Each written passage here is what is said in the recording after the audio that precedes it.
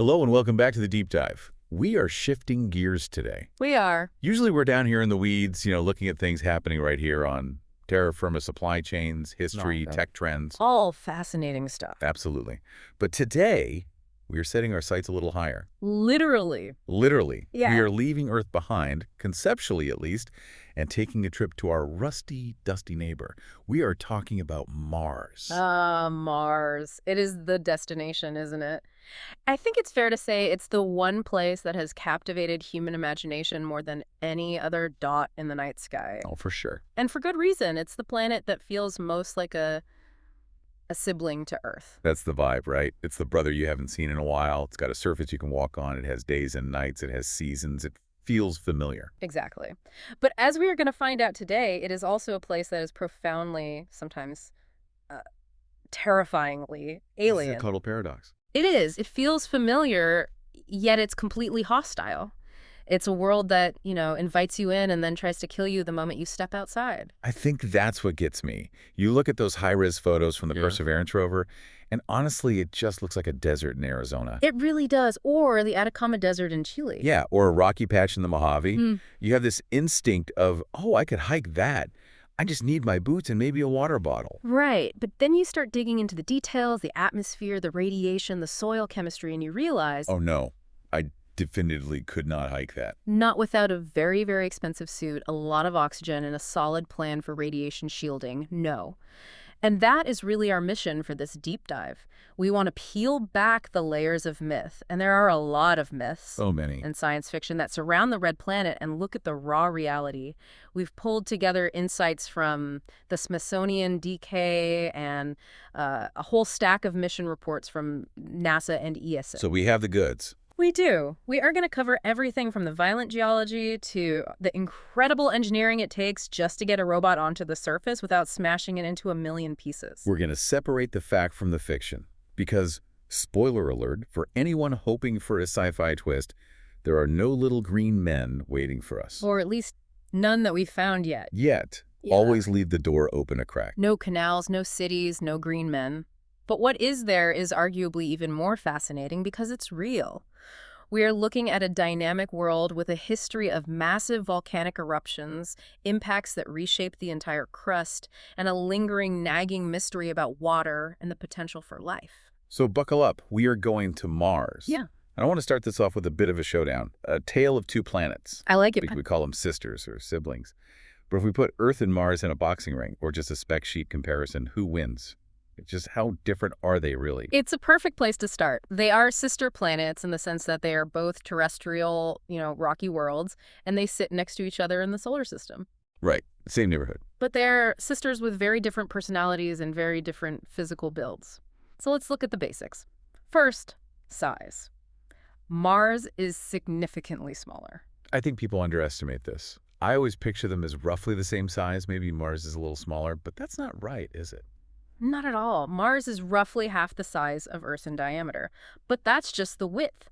If you talk about volume, the actual space they take up, it's even more drastic. Okay, how drastic? If Earth were a hollow basketball, you could fit about 6 Mars-sized balls inside it. 6? Wow. Okay, so it really is the little sibling. It's a runt. Definitely the little sibling. And that size difference isn't just a visual thing. It has a huge impact on gravity. Right. Mass creates gravity. Exactly. Less mass, less pull. Mars has much weaker gravity than Earth. If you stepped onto the surface, you would weigh about 38% of what you weigh right now, roughly 1/3. I love that. That's my favorite Mars fact. I'd be an NBA superstar on Mars. I could dunk from the three-point line. If I weigh 180 pounds here, I'm what, like 68 pounds there? Roughly, yes. You'd feel incredibly light. It would feel like you had superpowers. Every step would be a bound. So it's like walking on the moon, but maybe a little less floaty? A bit less floaty than the moon, which is 1/6 gravity, but way more floaty than here. But there are downsides to that, too. If we were to live there, that low gravity starts to mess with the human body. How so? Evolution built us for Earth gravity. Our bones, our heart, our inner ear, they all expect 1 g of force constantly. On Mars, you'd suffer from significant bone density loss over time. Your body would just say, hey, we don't need all this calcium, and start shedding it. Like astronauts on the ISS. Precisely, but permanently. Your heart would also change shape because it doesn't have to pump as hard against gravity to get blood to your brain. So it's a vacation for the muscles, but a problem for long-term health. Okay, so I'm light, I'm jumping high. What about time? If I'm living on Mars, does my watch still work? Your watch would need a slight adjustment. A day on Mars is called a sol. A sol. We hear that in movies. The Martian, specifically. Sol 32, and so on. Exactly. And a sol is strikingly, almost eerily similar to an Earth day. It's 24 hours and about 39 minutes long. Wait, only 39 minutes longer. 39 and a half, to be precise. That sounds manageable. Like, I always feel like I need just a little more time in the day. It is manageable, but it's tricky. When NASA engineers are driving rovers like Curiosity or Perseverance, they actually live on Mars time. What does that even mean? They have to shift their schedule forward by about 40 minutes every single day to sync up with the rover's daylight hours on Mars. Oh, wait. That adds up fast. It does. So every day they wake up 40 minutes later. After a couple of weeks, they are waking up at 3:00 a.m., then noon, then 8 p.m. It's like permanent rolling jet lag. That sounds exhausting. It is. They actually have special watches made for Mars time, but it takes a real toll on your circadian rhythm, so that extra 40 minutes isn't quite the luxury you'd think. I thought it'd be time to finally fold the laundry, but shifting your sleep cycle constantly sounds brutal. It is. But the year is a different story entirely. Because Mars is farther out from the sun, about 142 million miles compared to our 93 million, it has a bigger lap to run. And it moves slower, right? A little slower in its orbit, yes. So a year on Mars is 687 Earth days. Oof. That is a long wait between birthdays. Almost twice as long. You'd age slower, technically, or at least your age number would be lower. I'm not 40, I'm 21 in Martian years. I like it. I'm going to use that. It's a good coping mechanism. But the biggest difference, and the one that makes Mars so challenging for life as we know it, is the temperature. Okay, hit me with it. We are talking about an average temperature of minus 81 degrees Fahrenheit or minus 63 degrees Celsius. Yikes. So that's Antarctica on a bad day. That's Antarctica on its worst day, but that's the average on Mars. It varies wildly because the atmosphere is so thin it can't hold heat. At the poles, in winter, it can drop to minus 200 degrees Fahrenheit. Minus 200? What does that even do to stuff? At that temperature, carbon dioxide, the main gas in the atmosphere, freezes solid. It snows dry ice. It snows dry ice. Mm-hmm. Okay. But you hear about warmer spots, right? You do. Near the equator in summer at noon, the ground temperature might hit a balmy 70 degrees Fahrenheit. 70 degrees. That's t-shirt weather. It is, for a moment, but as soon as the sun goes down, because there is no blanket of air to trap that warmth, it plummets to minus 100 at night. You freeze instantly. And this brings us to that crucial concept in planetary science you flagged in the notes.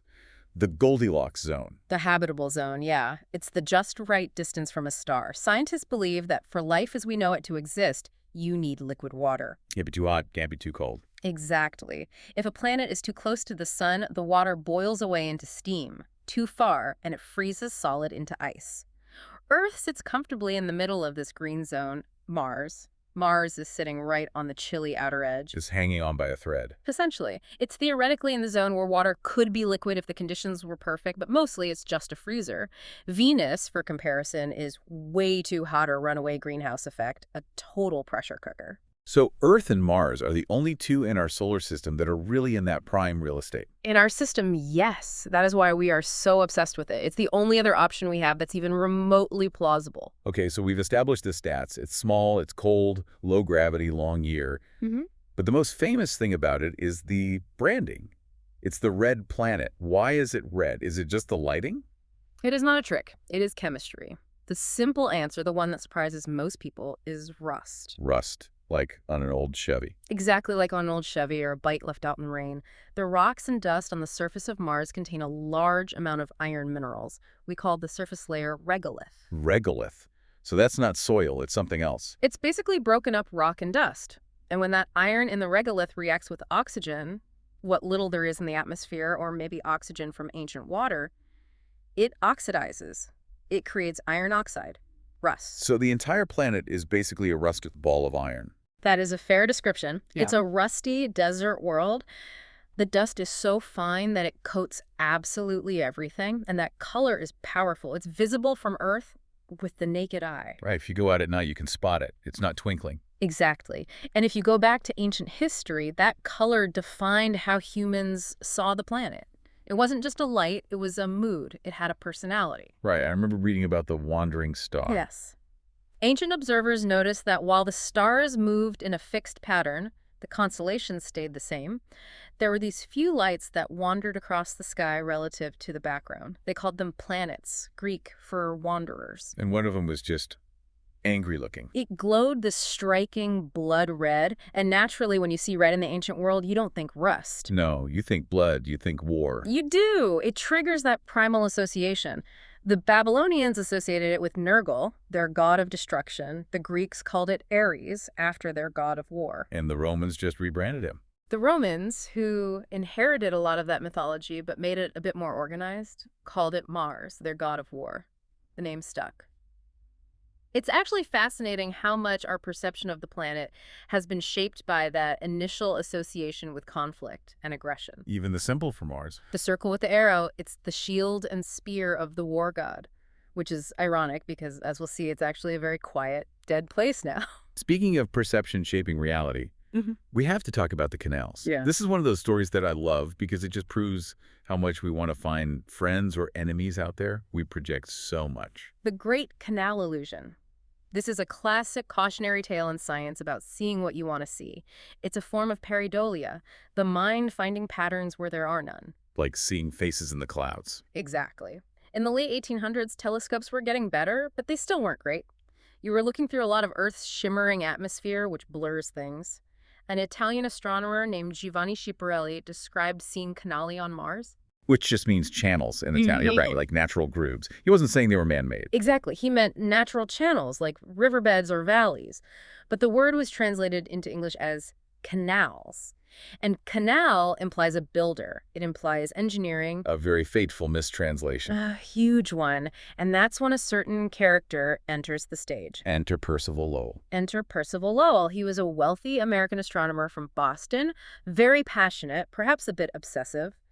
He used his fortune to build a state-of-the-art observatory in Flagstaff, Arizona, specifically to study Mars. And he started seeing things. He was convinced, absolutely convinced, that he saw straight lines crisscrossing the surface, hundreds of them. He called them non-natural features. And nature doesn't usually do straight lines, not on a planetary scale. Precisely. So Lowell leaped to a conclusion. These must be artificial. He developed this entire elaborate theory that Mars was a dying, drying planet. I mean, it's a great story. It's an incredible story. He thought there was an intelligent, ancient civilization there that was desperate, building these massive aqueducts to transport water from the melting polar ice caps down to their thirsty cities near the equator. It's so compelling. It's tragic. It's heroic. A dying civilization trying to save their planet. It sounds like a movie. It does, and it captivated the public. It was the viral news of the 1890s. Newspapers ran headlines about it. Lowell published books with detailed maps of these canal networks. It was completely wrong. Completely. As telescopes improved, and eventually when we sent spacecraft like Mariner 4 in the 1960s, we realized those lines were optical illusions. It was a combination of his brain trying to connect vague dark spots into patterns and some actual natural features like valleys or dust streaks. There were no engineers. There were no canals. Just our own brains playing connect the dots on a fuzzy image. But the damage was done, right? Or the inspiration was sparked. Oh, absolutely. Because that idea of a dying planet gave us one of the most famous sci-fi stories of all time. The War of the Worlds. Yes. H.G. Wells, 1895. Right in the peak of the canal craze. It's not a coincidence. Wells took Lowell's idea, a drying, cooling Mars, an older, more advanced civilization, and asked the logical next question. What would they do next? What would a civilization do if their planet was dying? Well, they'd look for a new home. They'd look at the warm, watery, blue planet next door. And they'd invade with tripods and heat rays. That story really cemented the idea of invaders from Mars in the public consciousness. Before that, Mars was just a light. After Wells and Lowell, it was a place where someone lived, and they might be watching us with envy. It's funny because the reality is so much quieter. It's a freezing, dry rock. But in our heads, for a century, it's this place of drama and invasion. Well, the reality is dramatic, just not in the biological way H.G. Wells thought. The drama on Mars is geological. It's a drama of violence, impact, and volcanic fire. Let's get into that. Because Mars wasn't always just a cold rock sitting there. It had a pretty violent birth. Extremely violent. Like all the planets, Mars formed from the solar nebula, that huge rotating cloud of gas and dust left over after the sun was born, about 4.6 billion years ago. So it starts as just fluff. Basically, yeah. Cosmic dust bunnies. Gravity started pulling these clumps of rock and dust together. It's a process called accretion. A cosmic snowball effect. Yes, exactly. And as these clumps, these planetesimals, smashed together to form the young planet, the kinetic energy from those collisions converted to heat. An unbelievable amount of heat. The heat was immense. It melted the entire planet. Heavy metals like iron and nickel sank to the center to form the core. That's a process called differentiation. And the lighter silicate rock floated to the top to form a global magma ocean. A magma ocean. So the floor is lava, literally. The floor, the walls, the sky, everything was heat and molten rock. Eventually, it began to cool, and a crust formed like the skin on a bowl of soup. But the violence wasn't over. Not by a long shot. The early solar system was a shooting gallery. We call this period the late heavy bombardment. Huge asteroids and meteorites were just smashing into the solidifying crust, pockmarking it with craters. And we can still see those scars today, right? That's the difference between Earth and Mars. Earth hides its age. That's the key. On Earth, we have wind, rain, flowing water, and most importantly, plate tectonics. We recycle our crust. If a meteor hit Earth 3 billion years ago, that crater has likely been eroded away or subducted back into the mantle. We erase our history. We're constantly getting a planetary facelift. We are. Mars doesn't have that active recycling system. It has wind, but no rain and no plate tectonics to speak of. So when you look at Mars, you are seeing a perfectly preserved record of billions of years of cosmic violence. It's like a museum of the early solar system. It just froze in time. It is. And speaking of impacts and violence, we have to talk about the moons. Because even Mars's companions look like they've been through a war. The potato moons, I love these guys. They are not the beautiful round pearl we have orbiting Earth. Far from it. Phobos and Deimos. They are lumpy, irregular, and very, very small compared to our moon. Phobos is only about 14 miles wide at its widest point. 14 miles, that's tiny. That's like a commute across a city. I could drive across Phobos in 20 minutes. If there were roads, yes. And Deimos is even smaller, maybe 8 miles across. And their names fit the theme. Perfectly. Phobos means fear or panic, and Deimos means dread.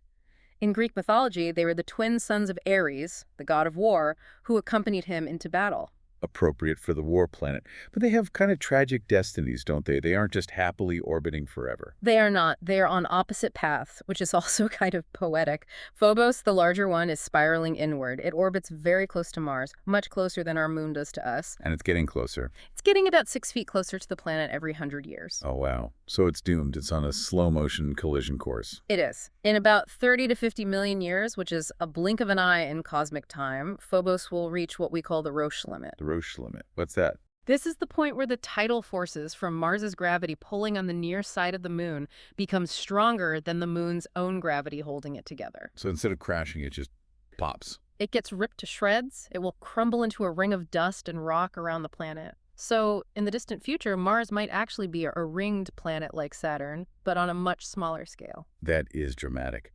A ring Mars would look pretty cool, though. What about Deimos? Is he crashing too? Deimos is doing the opposite. It's spiraling away from Mars very slowly. Eventually, millions of years from now, it will break free of Mars's gravity and just drift off into the dark of space, lost forever. Man, one crashes and burns, the other runs away from home. That is a dysfunctional family. It really is. And the prevailing theory is that these moons aren't even native to Mars.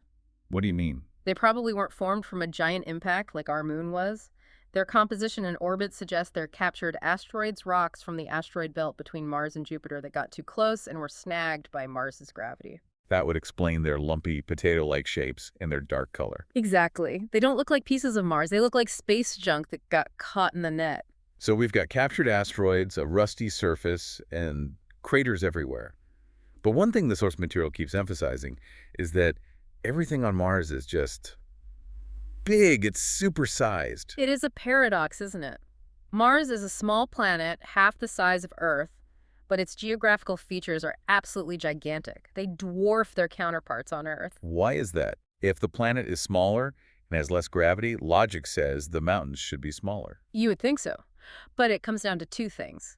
That lower gravity and, crucially, the lack of plate tectonics. Explain that connection for me. On Earth, the crust is broken into plates that are constantly moving. Imagine a hot spot in the mantle, a plume of magma pushing up. On Earth, the Pacific plate moves over that hot spot. So a volcano forms, then the plate moves, the volcano is cut off from its lava source, and a new one forms next to it. Right, a conveyor belt of volcanoes. That's how you get the Hawaiian island chain. Exactly. You get a chain of smaller islands. On Mars, the crust doesn't move. It's a single solid shell, what we call a stagnant lid. So if a volcano forms over a hotspot, it just sits there. And the lava just keeps piling up. For millions, maybe billions of years, layer after layer after layer, it just keeps growing in one spot. And that gives us the king of volcanoes, Olympus Mons. The absolute heavyweight champion of the solar system. Olympus Mons is a shield volcano, similar in style to Mauna Kea in Hawaii. Very broad and gently sloping. But the scale is broken. It is 2.5 times the height of Mount Everest. 2.5 Everests stacked on top of each other. That is hard to even picture. You'd be in space at the summit. Effectively, yes. The atmosphere is so thin up there, it's practically a vacuum. And it's not just tall, it's wide. The base of the volcano is so enormous, if you dropped Olympus Mons on the United States, it would cover the entire state of Arizona. That's not a mountain, that's a country. Yeah, essentially. It's so big that if you were standing on the peak, you wouldn't even know you were on a mountain. The slope is so gradual, about 5 degrees, that the base would be way beyond the horizon. You would just feel like you were on a high plateau. But the edge of it is a cliff, right? An enormous cliff, or scarp. The cliffs at the base of the volcano, just the edge where it starts, are up to 5 miles high in places. 5 miles high. That's taller than most mountains on Earth, and that's just the foot of the volcano. Yes. It's a monster.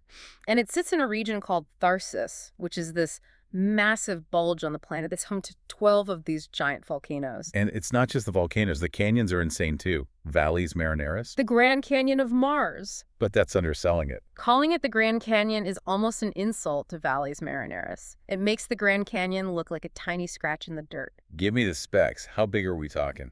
If you put Valles Marineris on a map of Earth, it would stretch from New York City to Los Angeles. So a canyon the size of the entire United States. Yes, about 2,500 miles long, and it's up to 7 miles deep in places. That's 4 times deeper than the Grand Canyon. It's a crack in the planet's crust that defines the face of Mars. And we don't think it was carved by a river, like the Grand Canyon. No, it's a tectonic feature. It's basically a giant crack that formed when that whole Tharsis bulge I mentioned was forming. The crust just ripped apart under the strain. It's amazing to think about standing on the edge of that. You probably wouldn't even be able to see the other side. You wouldn't. Because of the curvature of the planet and the width of the canyon, it can be over 100 miles wide in places. The other rim would be well below the horizon. It would just look like the world fell away into an abyss. Let's stay with that image for a second. Let's do a little mental travel. We've talked about the stats and the maps. Yeah. I want to invite our listener to step out onto the surface. We've landed. We open the airlock. Obviously, we need a spacesuit because there's no oxygen, but let's pretend we can just use our senses. What is the sensory experience of standing on Mars? It's going to be very different from Earth, alien in ways you might not expect. Let's start with what you see. You look up. It's midday. The sky isn't blue. Right, no blue sky. It's a pinkish-orange butterscotch color. Because of the dust. Yes, the atmosphere is full of that fine iron oxide dust. It scatters the red light around, which is the opposite of what our atmosphere does. But here's the real surprise. You wait for evening. You watch the sun go down. On Earth, we are used to blue skies and red sunsets. Right, the golden hour. It gets warm and orange. On Mars, it is the reverse. The day is red, but the sunset is blue. A blue sunset. That sounds like something from a fantasy movie. Why does it flip? It's a phenomenon called scattering. When the sun is low on the horizon, the light has to pass through more of that dusty atmosphere.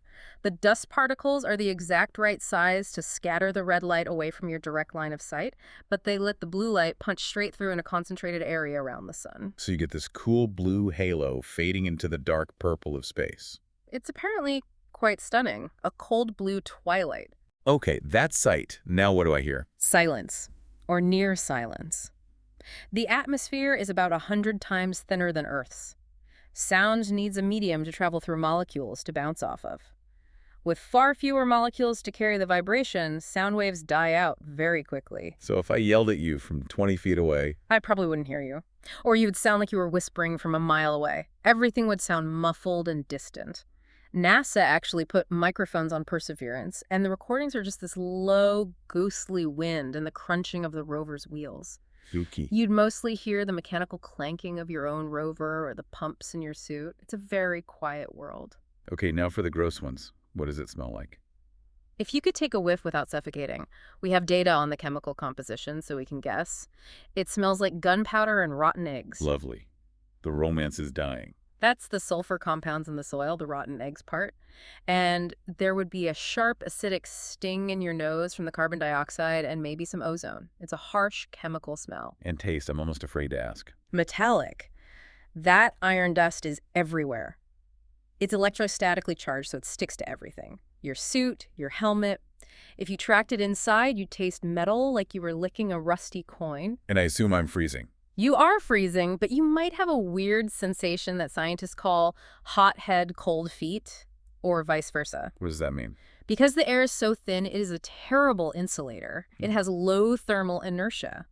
On Earth, the air wraps us in a pretty uniform blanket of temperature. On Mars, the sun directly heats the ground, and the dark ground radiates that heat up.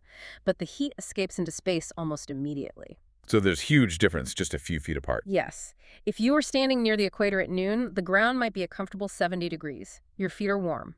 But 6 feet up, at your head level, the air might be freezing 32 degrees or lower. So I've got warm boots and a frozen nose. Exactly. Huge temperature gradients over just a few feet. It's a very disorienting environment. Okay, so it's beautiful with a blue sunset, but it smells like sulfur, tastes like rust, acts like a vacuum, and I'm freezing. I think I'll stay in the habitat. Probably a wise choice. But the big question, the one that drives all this exploration, is, was it always like this? We know it's a desert now, but you mentioned earlier that it feels like a sibling that changed. This is the central mystery of Mars and the tragedy of it. We have overwhelming evidence that Mars was once wet. This isn't just a theory. This is, like, proven. I'd say the evidence is conclusive. We see dry riverbeds carved into the rock. We see branching patterns in the highlands that look exactly like river deltas on Earth. We've found minerals with our rovers, like clays and sulfates, that only form in the presence of standing liquid water. And stones, right. The rover found actual river rocks. Yes. This was a huge discovery by the Curiosity rover. It found these smooth, rounded pebbles cemented together into rock. We call it a conglomerate. And that's a big deal because... Yeah. Think about a river rock you find on Earth. It's smooth because it has been tumbling in a current for thousands of years, banging against other rocks. Mars has those same smooth pebbles. Wind doesn't do that. Only flowing water does that. So we know that about 4 billion years ago, Mars looked very different. We think it had a thick atmosphere, it was warmer, it had rain, rivers, lakes, maybe even a massive ocean covering the entire northern hemisphere, which is much lower in elevation than the south. It might have been a blue Mars. So what happened? How do you go from a blue marble to a red rock? Where did all the water go? It either froze or it escaped. The leading theory is that Mars lost its magnetic field. The planetary shield. Exactly. Earth has a strong magnetic field generated by our spinning liquid iron core that acts like a force field. It protects our atmosphere from the solar wind, that constant stream of high-energy particles coming from the sun. And Mars lost its shield. Its core likely cooled down and solidified much faster than Earth's because the planet is smaller. The dynamo shut off. The force field collapsed. Without that protection, the solar wind was free to just blast the atmosphere away. Like a cosmic sandblaster. That's a great way to put it. It blew the atmosphere away molecule by molecule over millions of years. As the atmosphere got thinner, the pressure dropped. And that affects water. Dramatically. When pressure drops, water can't stay liquid. It either boils away or it freezes. The greenhouse effect failed. The heat escaped. Mars died, essentially. That is tragic. Yeah. It really is a dead sibling. It's a cautionary tale about planetary mechanics. It is. But that wet Mars period, the Noachian era, raises the biggest question of all. If there was water for millions and millions of years, was there life? The search for life. Now, just to be clear for the listeners, we aren't looking for dinosaur bones or ruins of temples. No, we are looking for microbes, single-celled organisms, bacteria, or more likely the chemical fossils they might have left behind. The logic is simple, right? The logic is simple. Life on Earth needs 3 things: carbon, water, and an energy source. Ancient Mars had all 3. Tell me about Gale Crater. That's a big site for this, right? Yes. The Curiosity rover landed there in 2012. We chose it because from orbit, it looked like an old lake bed with a giant mountain of sediment in the middle. It was it. It was. Curiosity confirmed it. It found that the crater was filled with water for perhaps tens of millions of years. The water was salty, maybe a bit acidic, but we know extremophiles on Earth bacteria that live in volcanoes or deep-sea vents can live in that kind of water. The building blocks of life were there. So the ingredients were there, the kitchen was The stocked. table was set. We just don't know if anyone came to dinner. Now here is where it gets really interesting. There's a theory you mentioned in the notes called panspermia. This is the one that blows my mind every time I think about it. It is a provocative idea. We know that Mars formed and cooled before Earth did. Being smaller, it cooled faster. So it might have had oceans and a habitable environment before Earth was ready for life. So life could have started there first. Theoretically, yes. And we know rocks travel between planets. Asteroids hit Mars, blast rocks into space. They float around for a few million years, and some of them land on Earth as meteorites. We have found dozens of pieces of Mars here on Earth. So the theory is a rock with Martian microbes on it, encased deep inside where they are protected from radiation, crashed into Earth and seeded life here. That is the lithopanspermia hypothesis, that we are all effectively Martians, that our distant ancestors hitched a ride on a meteorite from the red planet, landed in Earth's primordial oceans, and started the chain of evolution that led to us. That would be the ultimate plot twist. We go back to Mars to find life, and we find out where we came from. We aren't exploring, we're visiting the old neighborhood. It's a long shot, and we haven't proven it, but it's not scientifically impossible. Some bacteria are incredibly tough and could potentially survive that journey. Incredible. Well, to answer these questions, to find those fossils or microbes, we have to actually go there. And getting there is not easy. I want to pivot to the engineering, because this is some of the hardest stuff humans have ever done.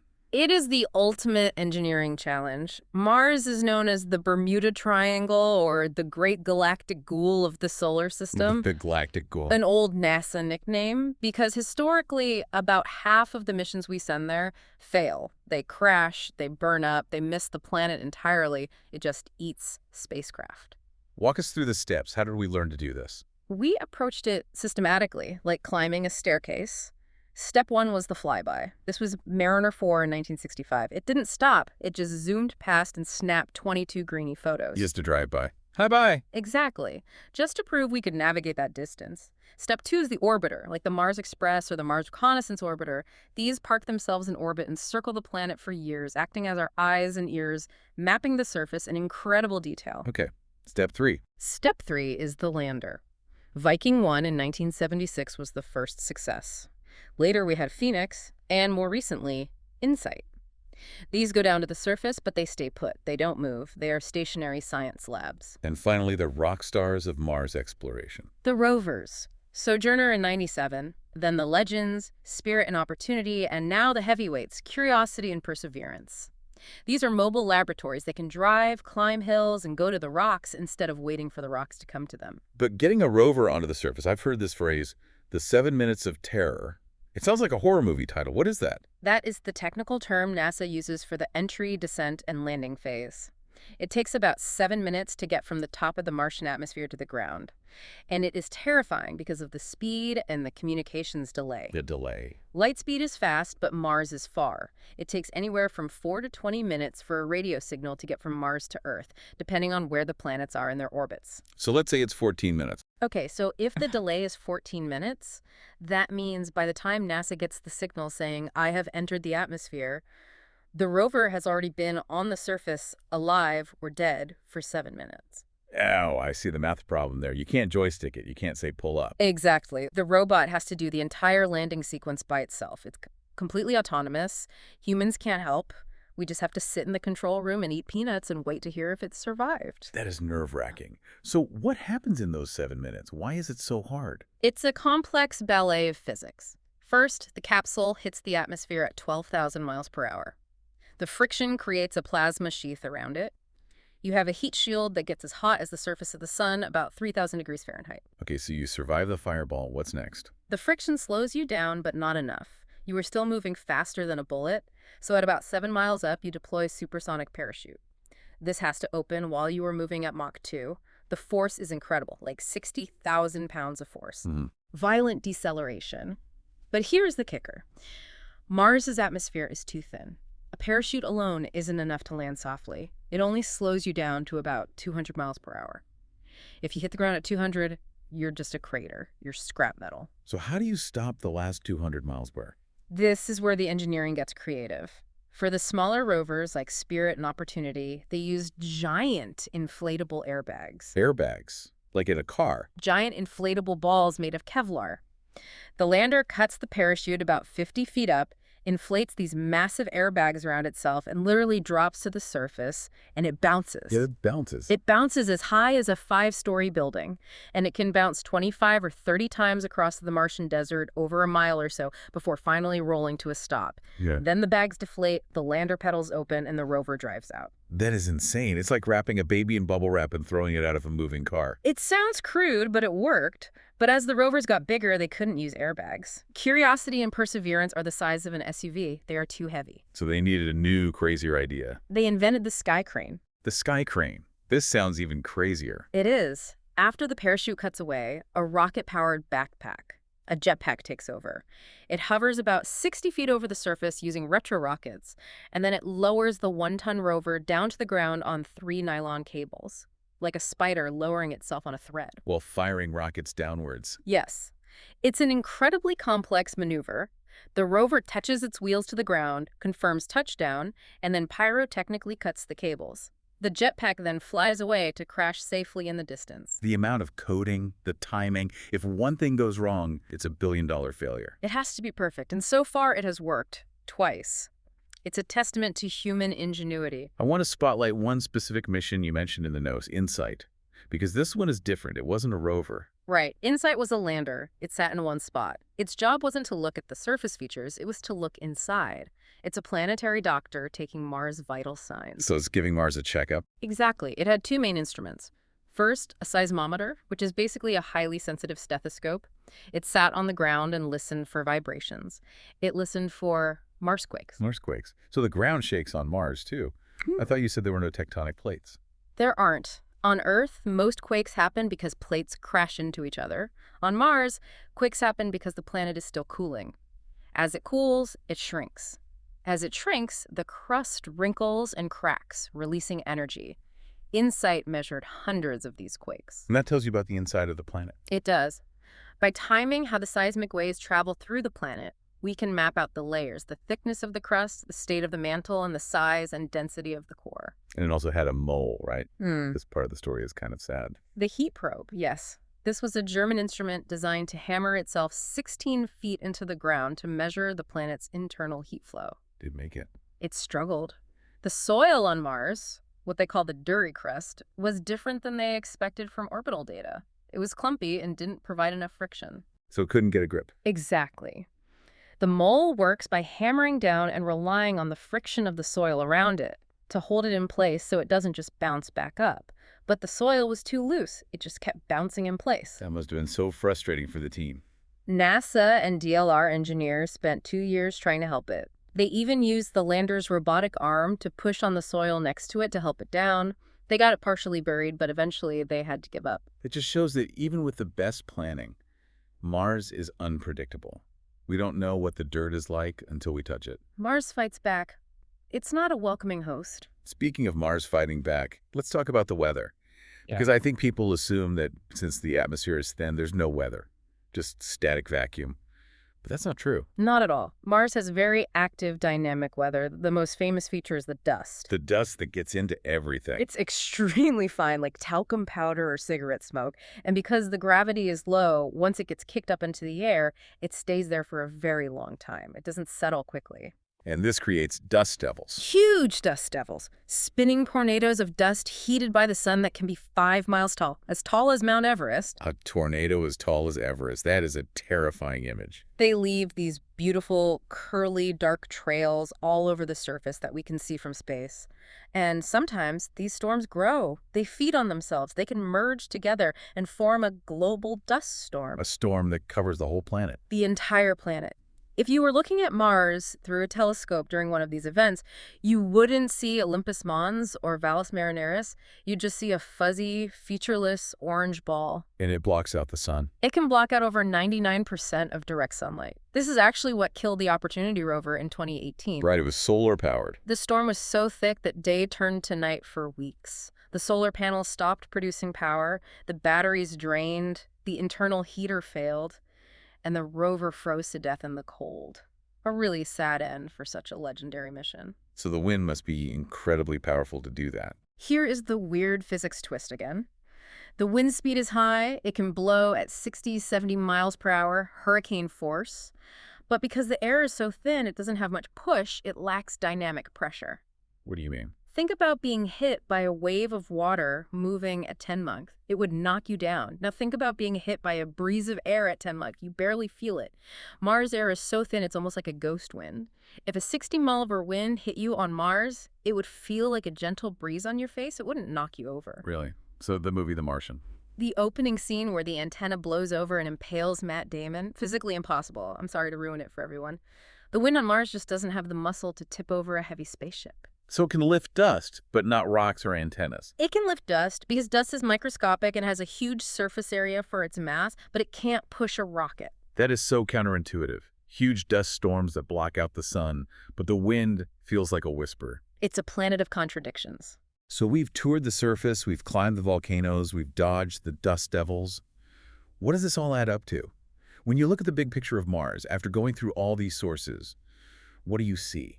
I see a time capsule. Mars is a rusty, freezing desert now, but it tells the story of a lost world, a world that, for a brief, shining moment billions of years ago, might have been a twin to Earth. It had the water, it had the warmth, it had the potential, and then it lost it. It's a reminder of how fragile planetary habitability is. It is. It teaches us about our own planet's history and potentially its future. It shows us what happens when the magnetic shield goes down and you're left exposed to the sun. And it's a challenge. It's that mountain in the distance that humanity just can't help but want to climb. Absolutely. We have sent orbiters, landers, rovers. We are mapping it better than we have mapped the bottom of our own oceans. We are preparing. It's the next logical step. I want to leave our listeners with that provocative thought we touched on earlier regarding the origin of life. The panspermia idea. Yeah. Look at Phobos, that moon-named panic that is slowly crashing into the planet. It's a reminder that nothing in space is static. Everything is moving, crashing, changing. Rocks are flying between worlds all the time. And us. If that theory holds even a grain of truth, if life did hop from a warmer, wetter Mars to a young Earth 4 billion years ago, then exploring Mars isn't just exploring a neighbor. It's exploring our own origins. It's exploring our old home. We aren't discovering a new world. We're returning to the scene of the crime, or the scene of the birth. Are we the survivors of a dead planet? It's a question that keeps me up at night, and it's one of the deepest philosophical questions driving the science. Me too. And until we find those microbes or dig up those fossils, we can only wonder. Thank you for joining us on this trip to the Red Planet. It's been a pleasure. Keep wondering. And keep looking up. We'll see you on the next Deep Dive.